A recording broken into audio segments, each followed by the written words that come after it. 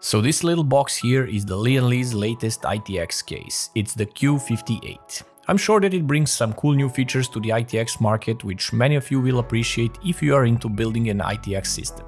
It has a distinctive look to separate it from the crowd, and it's also not that big and yet not too small. Total volume is some 15 liters. It's somewhere between Cooler Master NR200 and Dan Case SFX1. The dimensions of this case are 342mm deep, 170mm wide and 250mm tall. But let me show you what it can do and how easy it is to build in this case. To be honest, at first I was afraid that there would be no way for me to route all the cables. There would be some problems fitting everything together, but oh man, was I wrong.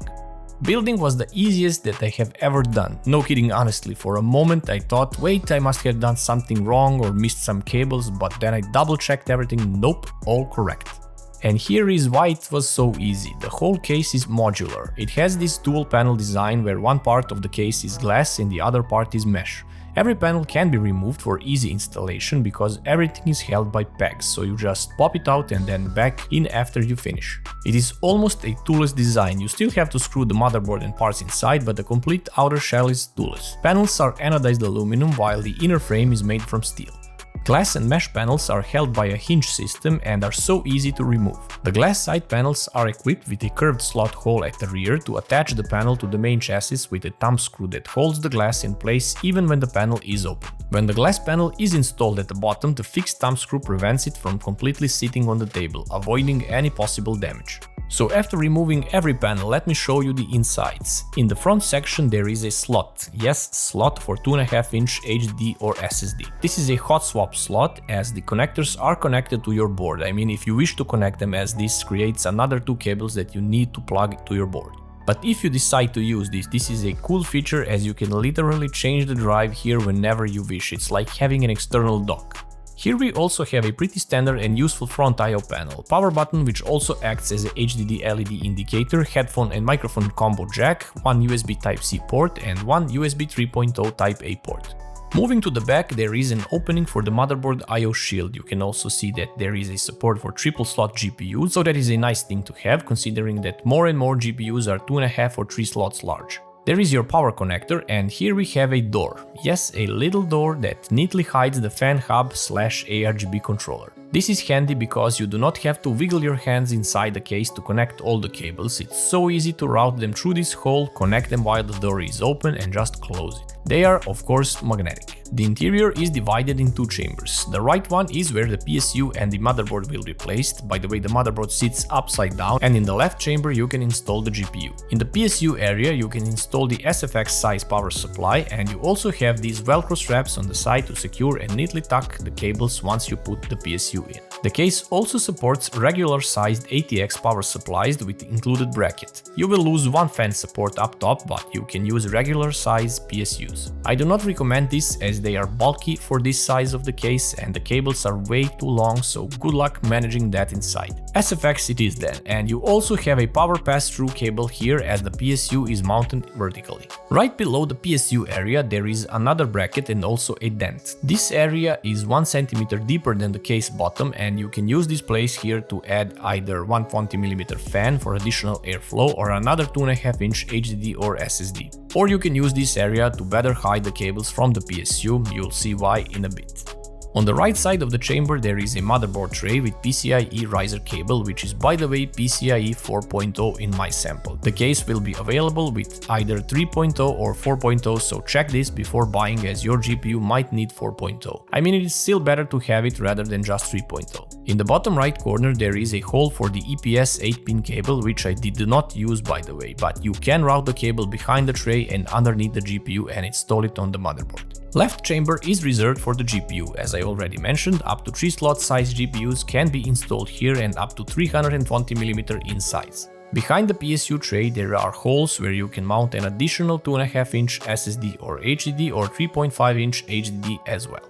The PCIe riser can be slightly adjusted left or right so you can nicely fit your GPU. Bear this in mind as you may have issues installing a card. The backside would not be aligned, for example, so the way to fix this is to move the riser a bit. Not an issue, rather a feature in my opinion. So this is the top of the case. This is the place where you can mount another 2.5-inch SSD or HDD or 3.5-inch HDD. I mean, how many places are there to mount drives? This is a 4th place so far in such a tiny case. Come on, Lian Li. So it's a good thing this is a removable bracket and I surely ain't gonna use it, so out it goes.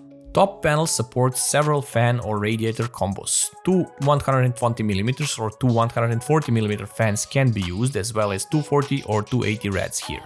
The whole bracket is removable, by the way, so you can easily install everything outside of the case. This is great for AIOs, since I will not be using an AIO here, as there is a certain clearance needed for the CPU heatsink or the pump, and my pump is some 3mm taller than that, so bear this in mind. I mounted two 140mm fans here for a better exhaust.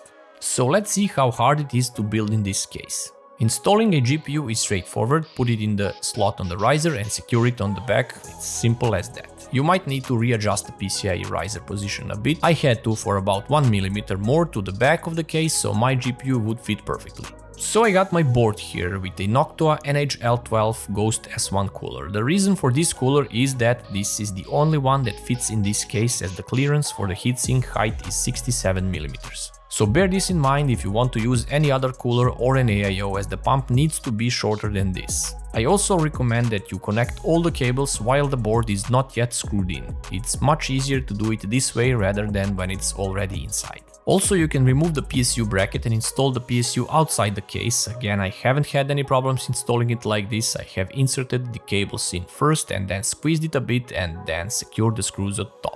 And also do not make the same mistake as I did to install the fans first. I had to remove one fan to secure the PSU, or simply remove the PSU bracket and install it outside. And it's done, the build is complete. Reattach the panels and you are done. Also, here is a little bonus part for you.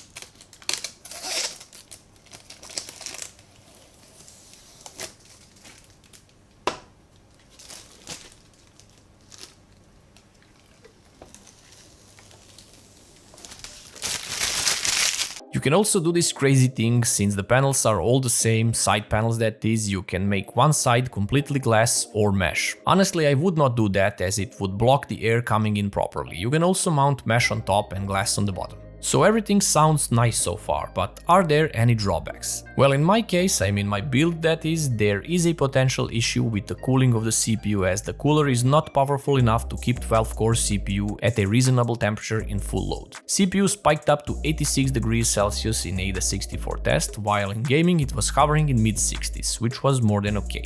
I don't believe that any of you will keep the CPU under full load for crazy amounts of time, but for example, when rendering a video, the CPU can heat up quickly, but the good thing is that it will not stay that way for a long period of time. On the other hand, the GPU is super chill. Being in a separate chamber and drawing air from the outside while two 114 fans exhaust it immediately, it has actually better temperatures than in a regular sized case. This is MSI RX 5700 XT, and in my ATX case, this GPU was hitting 69 to 70 degrees while gaming. With this case here, 50 to 55 depending on the game, so for the GPU it's a win.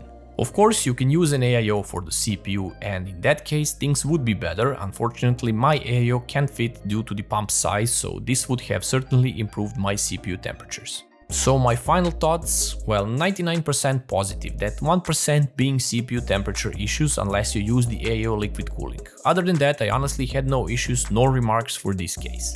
Yeah, well, maybe it's the price, maybe, but anyhow, ITX cases have always been expensive, so here are the prices depending on the model. It's available in black and white as well. PCI 3.0 black version will cost you $119.99 US. White one is $129.99 US, while the 4.0 black one will cost you $149.99 US, and white one will be $159.99 US. The black one comes with a dark tinted panel and a two-tone front panel, while white one has a clear glass panel and a completely white front panel. So thanks for watching guys, make sure to check Lian Li for more awesome products, subscribe, like and share the video, and if you have any questions feel free to leave them in the comments. I'll see you in the next one.